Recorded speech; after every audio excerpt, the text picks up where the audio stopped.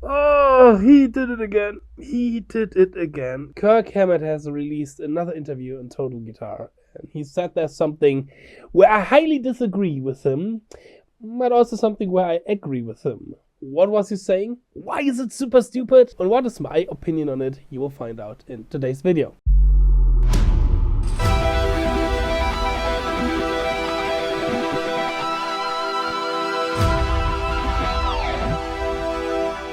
Well, it is nearly 5 a.m. in the morning. I am fighting the flu. I couldn't sleep because of coughing and all this kind of stuff, and I was checking some social media stuff, and I saw a quote from an interview of Kirk Hammett in Total Guitar magazine. And after that quote, I thought, okay, fuck. I have to get up. I have to get in front of the camera. I have to talk about this. Because I have some issues and problems with what he is saying there.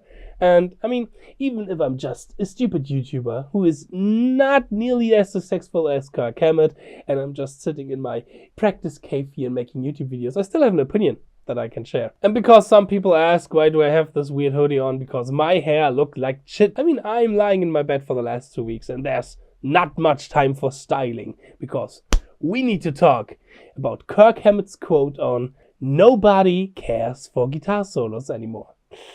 Hey Guitar Champion, what's going on? I'm Justin Huber, still a little bit sick in my practice cave, and let's start with today's video. So the full quote is, I hate to say it, but non-musicians who are the majority of listening world are not going to remember guitar solos. To be honest, I highly doubt it. Why? Because I made certain experience in my career so far that proved me differently. A few years ago, before COVID and all this kind of stuff, I was playing a lot of cover shows, top 40, all this kind of stuff. And when you are in this kind of situation, you often have to play songs like Hotel California, Stairway to Heaven, TNT, Beat It, all these great classics. Now, I have played these songs a lot in front of an audience that are the casual music listener, the casual radio pop music listener who has nothing to do with guitar playing. But what happens every time when in Stairway to Heaven or Hotel California the guitar solo comes on? Do you think the people went from dancing and celebrating to I'm bored now,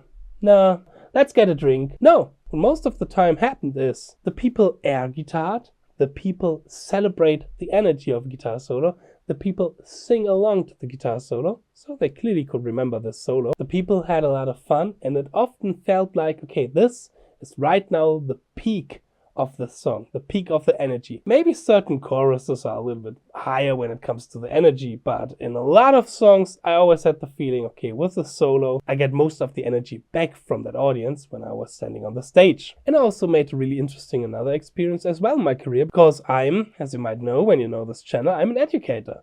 And I used to teach music in high school for several of years to kids, to teenagers who may come from a cultural background that they never had really contact with rock music or with lot of music in general. Sometimes I showed them the video of songs like One from Metallica or even live versions of songs like Tornado of Souls from Megadeth and all this kind of stuff. And there I experienced that a lot of kids are getting really hyped when the guitar solo was coming on.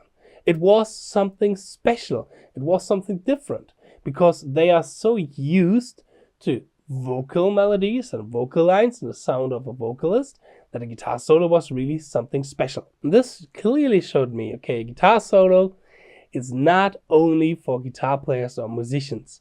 A guitar solo can be for everyone, at least when you have a good guitar solo. And here Kirk is actually saying this, and I give him that point. Yes, he is then questioning what makes a good guitar solo anyway. And here he is saying that first of all you need a good melody. Yep. Totally agree with that, and that you have to sing along with that solo.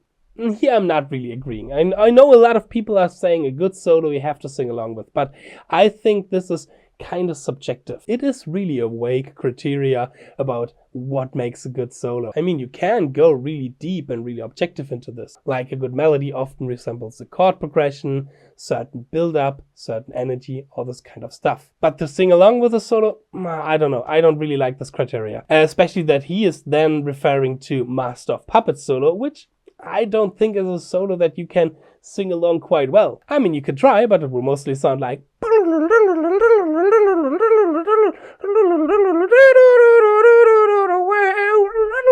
solo. So not really a good melody to sing along with. But the next question that I have is this the only criteria? No, because a good solo can also resemble just energy.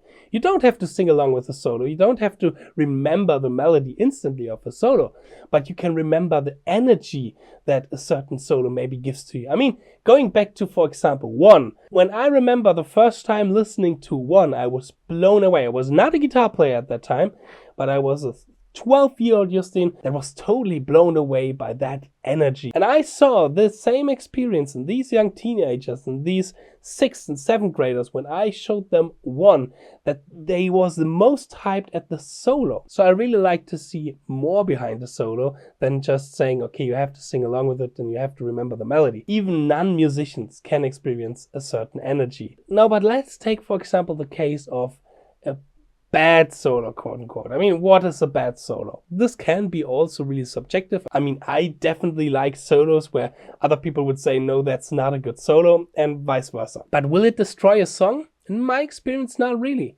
Even though if you have a solo that is not easy to get, not easy to catch for the regular music listener, I don't think that people will skip songs just because it has a not so well written solo in it. Of course, when the song is 3 minutes long and the solo goes on like 2 minutes, that's something different. We have to see the balance here. Because in my experience, when the song is good itself, the possibility that a solo destroys a song is a little bit smaller. Maybe it will attract even more people because people who are into guitar playing then gets the attention of this kind of song and does not say, oh, it's stupid pop music, I don't care for it. Again, there is a certain balance that you have to keep. I mean, you can over-exaggerate it a little bit and you can play the fastest solo, the longest solo in a good pop song, and then of course it will destroy a certain song, but we're talking here the normal use of a solo, like when we're going back to the old classics that I talked of in the beginning. But what I don't know is what is going on with KIRK right now. I mean, the year was quite interesting with certain statements that he brought to the table, and I also made some videos about that, and I don't know, I have the feeling that he realized his solo playing is maybe not the best anymore. I made a really big comparison about this and how his old solos were so legendary and why his new solos are not really good. You can watch it, of course, right here. Just click the information card. And I don't know why it is so wrong to commit to a certain niche. I love the niche of guitar players. I love the niche of solo guitarists. I love you guys, all the people who are watching my content. I love this community. I love the modern guitar players. So many great musicians in there. Why it is wrong to say, hey, I'm bringing something to the table for a certain niche and not necessarily for the masses? Why is that such a problem? Why are so many people in the music business are always talking about, oh, you have to do it for the masses and everybody has to love it and blah, blah, blah. And why does successful equals good?